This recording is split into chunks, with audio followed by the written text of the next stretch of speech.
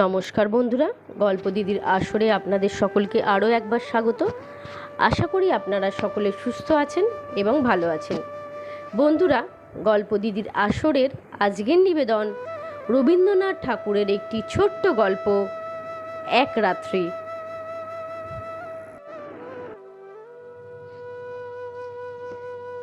সুরবালার সঙ্গে একত্রে পাঠশালায় গিয়াছি, বউ বউ খেলিয়াছি। তাহাদের বাড়িতে গেলে সুরবালার মা আমাকে বড় যত্ন করিতেন এবং আমাদের দুজনকে একত্র করিয়া আপনা আপনিই বলিতেন, আহা, দুটিতে বেশ মানায়। ছোট ছিলাম, কিন্তু কথাটার অর্থ একরকম বুঝিতে পারিতাম। সুরবালার প্রতি যে সর্বসাধারণের অপেক্ষা আমার কিছু বিশেষ দাবি ছিল, সে ধারণা আমার মনে বদ্ধমূল হইয়া গিয়াছিল। সেই অধিকার মতে মত্ত হইয়া তাহার প্রতি আমি যে শাসন এবং উপদ্রব না করিতাম তাহা নয়। সেও সহিষ্ণুভাবে আমার সকল রকম ফরমাস খাটিত এবং শাস্তি বহন করিত। পাড়ায় তাহার রূপের প্রশংসা ছিল, কিন্তু বর্বর বালকের চোখে সে সৌন্দর্যের কোনো গৌরব ছিল না। আমি কেবল জানিতাম সুরবালা আমার প্রভুত্ব স্বীকার করিবার জন্যে পিতৃগৃহে জন্মগ্রহণ করিয়াছিল। এই জন্যে সে আমার বিশেষ রূপ অবহেলার পাত্র। আমার পিতা চৌধুরী জমিদারের নায়েব ছিলেন। তাহার ইচ্ছা ছিল আমার হাতটা পাকিলেই আমাকে জমিদারি সেরেস্তার কাজ শিখাইয়া একটা কোথাও গোমাস্তাগিরিতে পবিত্র করাইয়া দিবেন। কিন্তু আমি মনে মনে তাহাতে নারাজ ছিলাম। আমাদের পাড়ায় নীলরতন যেমন কলিকাতা পালাইয়া লেখাপড়া শিখিয়া কালেক্টর সাহেবের নাজির হইয়াছে, আমার জীবনের লক্ষ্য সেইরূপই ছিল। কালেক্টরের নাজির না হইতে পারি, জজ আদালতের হেডকাক তো হইবই, ইহা আমি মনে মনে স্থির করিয়াই রাখিয়াছিলাম। সর্বদাই দেখিতাম আমার বাপ উক্ত আদালতজীবীদেরকে অত্যন্ত সম্মান করিতেন। নানা উপলক্ষে মাছটা, তরকারিটা, টাকাটা, শিকেটা লইয়া যে তাহাদের পূজার্চনা করিতে, তাহা আমি সুকাল হইতেই দেখিয়া আসিয়াছি। এই জন্য আদালতের ছোট কর্মচারী এমনকি পেয়াদাগুলোকে পর্যন্ত হৃদয়ের মধ্যে খুব একটা সম্ভ্রমের আসন দিয়াছিলাম। ইহারা আমাদের বাংলাদেশের পূজ্য দেবতা। ৩৩ কোটির ছোট ছোট নতুন সংস্করণ। বৈষয়িক সিদ্ধিলাভ সম্বন্ধে স্বয়ং সিদ্ধিদাতা গণেশ অপেক্ষা ইহাদের প্রতি লোকের আন্তরিক নির্ভর ঢের বেশি। সুতরাং পূর্বে গণেশের যা কিছু পাওনা ছিল, আজকাল ইহারাই তাই সমস্ত পাইয়া থাকেন। আমিও নীলরতনের দৃষ্টান্তে উৎসাহিত হইয়া একসময় বিশেষ সুবিধাযোগে কলকাতায় পলাইয়া গেলাম। প্রথমে গ্রামের একটি আলাপি লোকের বাসায় ছিলাম। তাহার পরে বাপের কাছ হইতে কিছু কিছু অধ্যয়নের সাহায্য পাইতে লাগিলাম। লেখাপড়া যথা নিয়মে চলতে লাগিল। ইহার উপরে আবার সমাজ সমিতিতে যোগ দিলাম। দেশের জন্য হঠাৎ প্রাণ বিসর্জন করা যে আশু আবশ্যক, এই সম্বন্ধে আমার সন্দেহ ছিল না। কিন্তু কি করিয়া উক্ত দুঃসাধ্য কাজ করা যাইতে পারে তাহা আমি জানিতাম না এবং কেহ দৃষ্টান্তও দেখাইত না। কিন্তু তাহা বলিয়া উৎসাহের কোনো ত্রুটি ছিল না। আমরা পাড়া গায়ে ছেলে, কলিকাতার ইচড়ে পাকা ছেলের মতো সকল জিনিসকেই পরিহাস করিতে শিখি নাই। সুতরাং আমাদের নিষ্ঠা অত্যন্ত দৃঢ় ছিল। আমাদের সভায় কর্তৃপক্ষরা বক্তৃতা দিতেন, আর আমরা চাঁদার খাতা লইয়া না খাইয়া দুপুর রোদে টোটো করিয়া বাড়ি বাড়ি ভিক্ষা করিয়া বেড়াইতাম। রাস্তার ধারে দাঁড়াইয়া বিজ্ঞাপন বিলি করিতাম। সভাস্থলে গিয়া বেঞ্চি চৌকি সাজাইতাম। দলপতির নামে কেহ একটা কথা বলিলে কোমর বাঁধিয়া মারামারি করিতে উদ্ধত হইতাম। শহরের ছেলেরা এসব লক্ষণ দেখিয়া আমাদিগকে বাঙাল বলিত। নাজি সেরেস্তাদার হইতে আসিয়াছিলাম, কিন্তু মার্সেনি গারবাল্ডি হইবার আয়োজন করিতে লাগিলাম। এমন সময় আমার পিতা এবং সুরবালার পিতা একমত হইয়া সুরবালার সহিত আমার বিবাহের জন্য উদ্যোগ করিলেন। আমি 15 বৎসর বয়সের সময় কলিকাতায় পলাইয়া আসি। তখন সুরবালার বয়স 8, এখন আমি 18। পিতার মতে আমার বিবাহের বয়স ক্রমে উত্তীর্ণ হইয়া যাইতেছে, কিন্তু এদিকে আমি মনে মনে প্রতিজ্ঞা করিয়াছি, আজীবন বিবাহ না করিয়া স্বদেশের জন্যে মরিব। বাপকে বলিলাম, বিদ্যাভ্যাস সম্পূর্ণ সমাধা না করিয়া বিবাহ করিব না। 2-4 মাসের মধ্যে খবর পাইলাম উকিল রামলোচন বাবুর সহিত সুরবালার বিবাহ হইয়া গিয়াছে। পতিত ভারতের চাঁদা আদায় কার্যে ব্যস্ত ছিলাম। এই সংবাদ অত্যন্ত তুচ্ছ বোধ হইল। ইন্টার্স পাস করিয়াছি, ফার্স্ট আর্টস দিব। এমন সময় পিতার মৃত্যু হইল। সংসারে কেবল আমি একা নয়, মাতা এবং 2 ভগিনী আছে। সুতরাং কলেজ ছাড়িয়া কাজের সন্ধানে ফিরিতে হইল।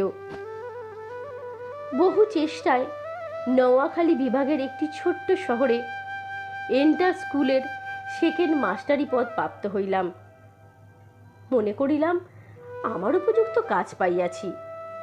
উপদেশ এবং উৎসাহ দিয়া এক একটি ছাত্রকে ভাবি ভারতের এক একটি সেনাপতি করিয়া তুলিব। কাজ আরম্ভ করিয়া দিলাম। দেখিলাম ভাবি ভারতবর্ষ অপেক্ষা আসন্ন এক্সামিনের তারা ঢের বেশি। ছাত্রদিগকে গ্রামার, অ্যালজেব্রার বহির্ভূত কোনো কথা বলিলে হেডমাস্টার রাগ করে। মাস 2-এর মধ্যে আমারও উৎসাহ নিস্তেজ হইয়া আসিল। আমাদের মতো প্রতিভাহীন লোক ঘরে বসিয়া নানারূপ কল্পনা করে, অবশেষে কর্মক্ষেত্রে নামিয়া ঘাড়ে লাঙল লইয়া পশ্চাৎ হইতে লেজমলা খাইয়া নতশিরে সহিষ্ণুভাবে প্রাত্যহিক মাটি ভাঙার কাজ করিয়া সন্ধেবেলা 1 পেট জাবনা খাইতে পাইলেই সন্তুষ্ট থাকে। লম্পে জম্পে আর উৎসাহ থাকে না। অগ্নিদাহের আশঙ্কায় একজন করিয়া মাস্টার স্কুলের ঘরেতেই বাস করিত। আমি একা মানুষ, আমার উপরেই সেই ভার পড়িয়াছিল। স্কুলের বড় আটচালার সংলগ্ন একটি চালায় আমি বাস করিতাম। স্কুল ঘরটি লোকালয় হইতে কিছু দূরে, একটি বড় পুষ্করণীর ধারে। চারিদিকে সুপারি, নারকেল এবং মাদারের গাছ, এবং স্কুল গৃহের প্রায় গায়ে 2 প্রকাণ্ড বৃদ্ধ নিম গাছ গায়ে গায়ে সংলগ্ন হইয়া ছায়া দান করিতেছে। একটা কথা এতদিন উল্লেখ করি নাই, এবং এতদিন উল্লেখযোগ্য বলিয়াও মনে হয় নাই।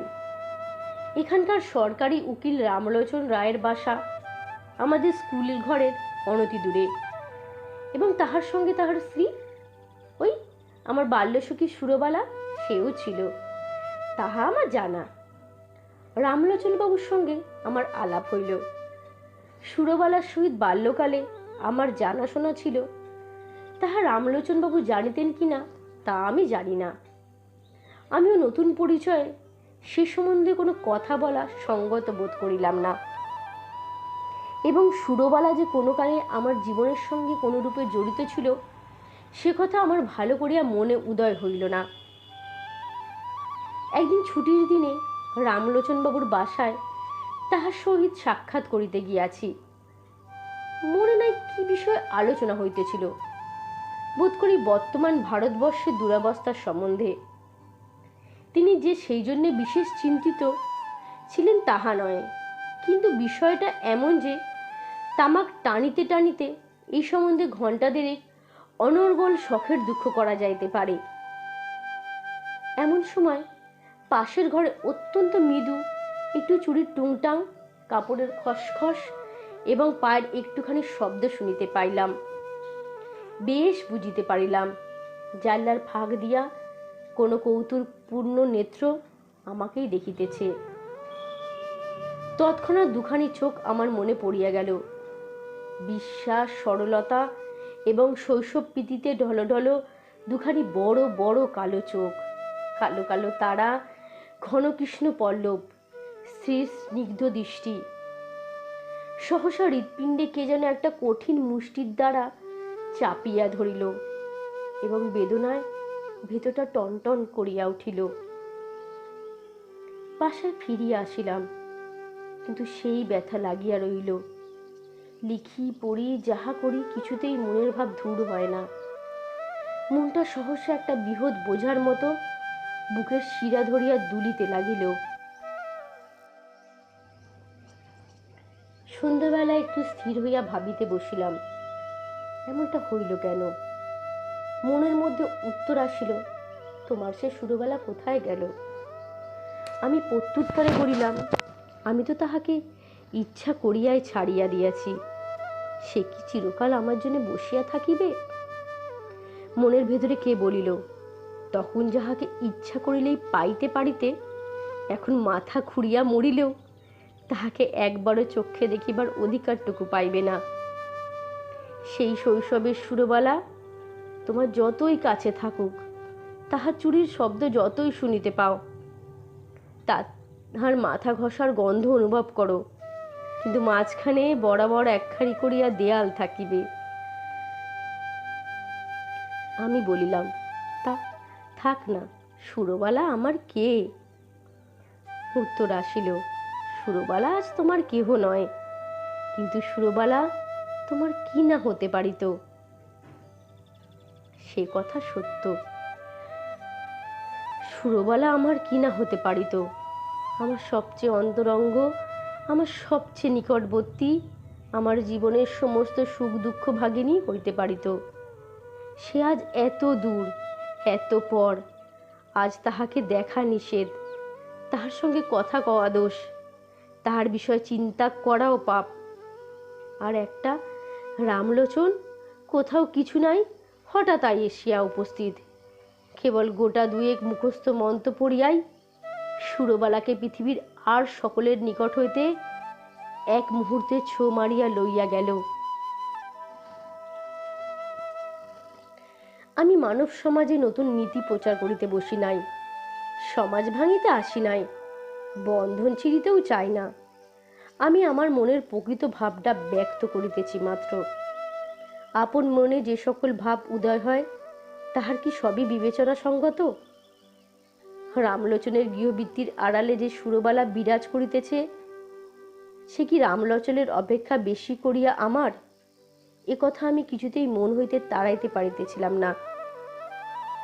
এরূপ চিন্তা নিতান্ত অসঙ্গত এবং অন্যায়, তাহা স্বীকার করি, কিন্তু অস্বাভাবিক নয়। এখন হইতে আর কোনো কাজে মনোসংযোগ করিতে পারি নাই। দুপুরবেলা ক্লাসে যখন ছাত্ররা গুনগুন করিতে থাকিত, বাহিরের সমস্ত ঝাঁঝা করিত, ঈষৎ উত্তপ্ত বাতাসে নিম গাছের পুষ্পমঞ্জুরির সুগন্ধ বহন করিয়া আনিত, তখন ইচ্ছা করিত, কি ইচ্ছা করিত জানি না, এ পর্যন্ত বলিতে পারি, ভারতবর্ষের এই সমস্ত ভাবী আশা সম্পদের ব্যাকরণের ভ্রম সংশোধন করিয়া জীবনযাপন করিতে ইচ্ছা করিত না। স্কুলে ছুটি হইয়া গেলে আমার বৃহৎ ঘরে একলা থাকিতে মন টিকিত না, অথচ কোনো ভদ্রলোকের দেখা করিতে আসিলেও অসহ্য বোধ হইত। সন্ধেবেলায় পুষ্করিণীর ধারে সুপারি নারকলের অর্থহীন মর্মধ্বনি শুনিতে শুনিতে ভাবিতাম, মনুষ্য সমাজ একটা জটিল ভ্রমের জাল, ঠিক সময়ে ঠিক করিয়া করিতে কাহারও মনে পড়ে নাই। তাহার পরে বেঠিক সময়ে বেঠিক বাসনা লইয়া অস্থির হইয়া মরে। তোমার মতো লোক সুরবালার স্বামীটি হইয়া বুড়া বয়স পর্যন্ত বেশ সুখে থাকিতে পারিত। তুমি কিনা গেলে গারবাল্ডি এবং হইলে শেষ পর্যন্ত পাড়াগাঁয়ে স্কুলের সেকেন্ড মাস্টার, আর রামলোচন রায়ের উকিল। তাহার বিশেষ করিয়া সুরবালার স্বামী হইবার কোনো জরুরি আবশ্যক ছিল না। বিবাহের পূর্ব মুহূর্ত পর্যন্ত তাহার পক্ষে সুরবালা যেমন ভবশঙ্করীও তেমন। সেই কিনা কিছুমাত্র না ভাবিয়া চিন্তিয়া বিবাহ করিয়া সরকারি উকিল হইয়া দিব্যি 5 টাকা রোজগার করিতেছে। যেদিন দুধে ধোয়া গন্ধ হয়, সেদিন সুরবালাকে তিরস্কার করে। যেদিন মন প্রসন্ন থাকে সেদিন সুরবালার জন্যে গয়না গড়াইয়া দেয়। বেশ মোটাসোটা, চাপ কান পরা, কোনো অসন্তোষ নাই। পুষ্করিণীর ধারে বসিয়া আকাশের তারার দিকে চাইয়া কোনোদিন হুতাশ করিয়াও সন্ধ্যা যাপন করে নাই। রামলোচন একটা বড় মোকদ্দমায় কিছুকালের জন্য অন্যত্র গিয়াছে। আমার স্কুল ঘরে আমি যেমন একলা ছিলাম, সেদিন সুরবালার ঘরেও সুরবালা বোধ করি সেরূপ একাই ছিল।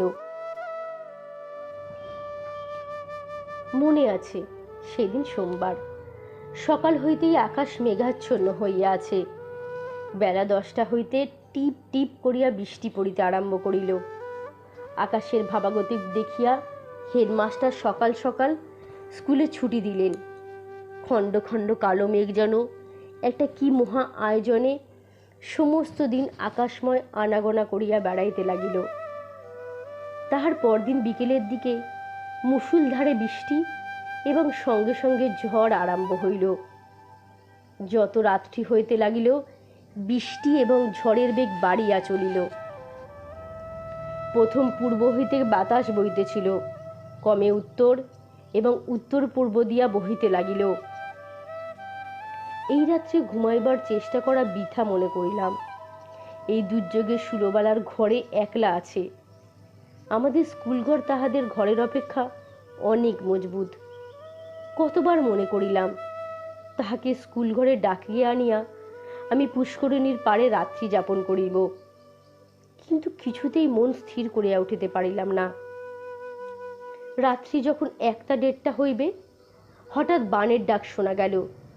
সমুদ্র ছুটিয়া আসিতেছে। ঘর ছাড়িয়া বাহির হইলাম, সুরবালার বাড়ির দিকে চলিলাম। পথে আমাদের পুষ্করিণীর পাড়। সে পর্যন্ত যাইতে যাইতেই আমার হাঁটু জল হইল। পাড়ের উপর যখন উঠিয়া দাঁড়াইলাম, তখন দ্বিতীয় আর একটা তরঙ্গ আসিয়া উপস্থিত হইল। আমাদের পুকুরের পাড়ের একটা অংশ প্রায় 10-11 হাত উচ্চ হইবে। পাড়ের ওপরে আমি যখন উঠিলাম, বিপরীত দিক হইতে আরও একটি লোকও উঠিল। লোকটি যে কে, তাহা আমার সমস্ত অন্তরাত্মা, আমার মাথা হইতে পা পর্যন্ত বুঝিতে পারিলাম, এবং সেও জানিতে পারিল, তাহাতে আমার সন্দেহ নাই। আর সমস্ত জলমগ্ন হইয়া গেছে। কেবল 5-6 হাত দ্বীপের উপর আমরা দুটি প্রাণী আসিয়া দাঁড়াইলাম। তখন প্রলয়কাল, তখন আকাশে তারার আলো ছিল না এবং পৃথিবীর সমস্ত প্রদীপ নিবিয়া গিয়াছে। তখন একটা কথা বলিলেও ক্ষতি ছিল না, কিন্তু একটা কথা বলা গেল না। কেহ কাউকে একটা কুশল প্রশ্নও করিল না। কেবল দুইজনে অন্ধকারের দিকে চাহিয়া রইলাম। পদতলে গাঢ় কৃষ্ণবর্ণ উন্মত্ত মৃত্যুস্রোত গর্জন করিয়া ছুটিয়া চলিল। আজ সমস্ত বিশ্ব সংসার ছাড়িয়া সুরবালা আমার কাছে আসিয়া দাঁড়াইয়াছে। আজ আমি ছাড়া সুরবালার আর কেহ নাই। কবেকার সেই শৈশবের সুরবালা কোন এক জন্মান্তর, কোন এক পুরাতন রহস্য অন্ধকার হইতে ভাসিয়া এই সূর্য চন্দ্রালোকিত লোক পরিপূর্ণ পৃথিবীর উপরে আমারই পার্শ্বে আসিয়া সংলগ্ন হইয়াছে। আর আজ কতদিন পরে সেই আলোকময় লোকময় পৃথিবী ছাড়িয়া এই ভয়ঙ্কর জনশূন্য প্রলয় অন্ধকারের মধ্যে সুরবালা একে নিয়ে আমার পার্শ্বে আসিয়া উপনীত হইয়াছে। জন্মস্রোতে সে নবকলিকাটি আমার কাছে আনিয়া ফেলিয়াছে। মৃত্যুস্রোতে সেই বিকশিত পুষ্পটিকে আমারই কাছে আনিয়া ফেলিয়াছে। এখন কেবল আর একটা ঢেউ আসিলেই পৃথিবীর এই প্রান্তটুকু হইতে, বিচ্ছেদের এই বিন্দুটুকু হইতে খসিয়া আমরা দুজনে এক হইয়া যাই। সে ঢেউ না আসুক। স্বামী পুত্র গৃহ ধন জন লইয়া সুরবালা চিরদিন সুখে থাকুক। আমি এই এক রাত্রে মহাপ্রলয়ের তীরে দাঁড়াইয়া অনন্ত আনন্দের আস্বাদ পাইয়াছি। রাত্রি প্রায় শেষ হইয়া আসিল। ঝড় থামিয়া গেল। জলও নামিয়া গেল। সুরবালা কোনো কথা না বলিয়া বাড়ি চলিয়া গেল। আমিও কোনো কথা না বলিয়া আমার ঘরে গেলাম। ভাবিলাম আমি নাজিরও হই নাই, সেরস্তুদারও হই নাই, গাড়িবাল্ডিও হই নাই। আমি এক ভাঙা স্কুলের সেকেন্ড মাস্টার। আমার সমস্ত ইহজীবনে কেবল ক্ষণকালের জন্যে একটি অনন্ত রাত্রির উদয় হইয়াছিল। আমার পরমায়ুর সমস্ত দিনরাত্রির মধ্যে সে একটি মাত্রই রাত্রি আমার তুচ্ছ জীবনের একমাত্র চরম সার্থকতা।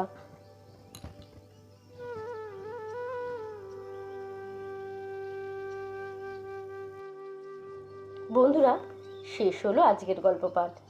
আজ আমার গল্প পাঠ আপনাদের কেমন লেগেছে অবশ্যই জানাবেন, এবং আমার চ্যানেলে নতুন নতুন গল্প শুনতে আমার চ্যানেলটিকে সাবস্ক্রাইব করবেন এবং সাথে থাকবেন। আজকের মতো শুভরাত্রি। সকলে সুস্থ থাকবেন, ভালো থাকবেন। নমস্কার।